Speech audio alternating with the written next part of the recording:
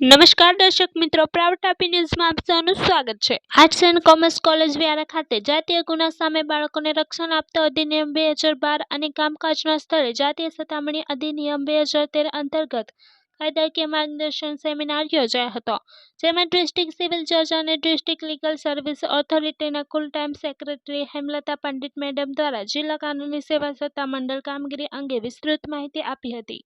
બાજીપુરા મીંઢોળા નદી પર નવા પુલના નિર્માણ માટે ડાયવર્ઝન આપવામાં આવ્યું। સુરત ધુલિયા રોડ ઉપર વાહનોના ડાયવર્ઝન અંગેનું જાહેરનામું બહાર પાડવામાં આવ્યું છે, તેમજ કુંભારવાડ કોઝવે પર વાહનોની અવરજવર ન થાય તે માટે આડસ મૂકવામાં આવી હતી।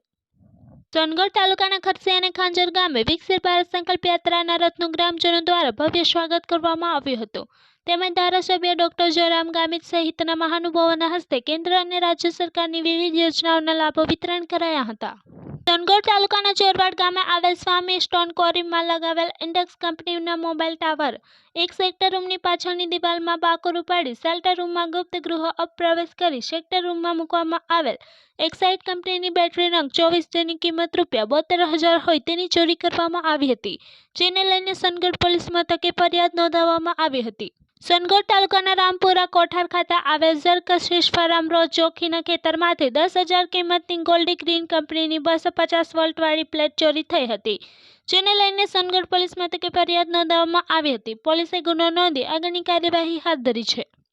વાલોડ પોલીસે બાજીપુરા ગામની સીમમાંથી પસાર થતા બારડોલીથી સોનગઢ તરફ જતા રસ્તા પરથી કતલખાને લઈ જતા પશુઓ સાથે બેને ઝડપી પાડ્યા હતા, તેમજ પશુ ભરેલ ટ્રક સહિત કુલ કિંમત રૂપિયા 3.30 લાખનો મુદ્દામાલ જપ્ત કરવામાં આવ્યો હતો।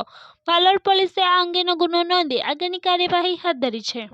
સોનગઢ એસટી ડેપો પર એસટી નિગમની બસમાં બેસેલ મુસાફર નિશાંત અમરલાલ કામનાની દારૂના જથ્થા સાથે ઝડપાયો હતો। સોનગઢ પોલીસે આ અંગેનો ગુનો નોંધી બેને વોન્ટેડ જાહેર કર્યા હતા।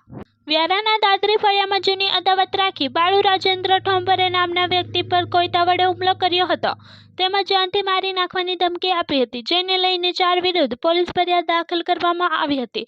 વ્યારા પોલીસે આ અંગેનો ગુનો નોંધી આગળની કાર્યવાહી હાથ ધરી છે। વ્યારા વકીલ મંડળની ચૂંટણીમાં પ્રમુખ સહિતના સભાસદોની વરણી કરવામાં આવી હતી, જેમાં પ્રમુખ પદ માટે એડવોકેટ મુકેશ ગમન ચૌધરીની વરણી કરવામાં આવી હતી, તેમજ ઉપપ્રમુખ તરીકે કુણાલ શિરીષ પ્રધાન, મંત્રી તરીકે ગુંજન ધનસુખ ડિમર, સહમંત્રી તરીકે અભિષેક સુમન ચૌધરી, ખજાનચી તરીકે દિવ્યા એલ ચૌધરી અને લાઇબ્રેરિયન તરીકે પ્રીતિકા અનિલપ ગામિતની સર્વાનુમતે વરણી કરવામાં આવી હતી। Bureau report, proud Tapi news, Tapi.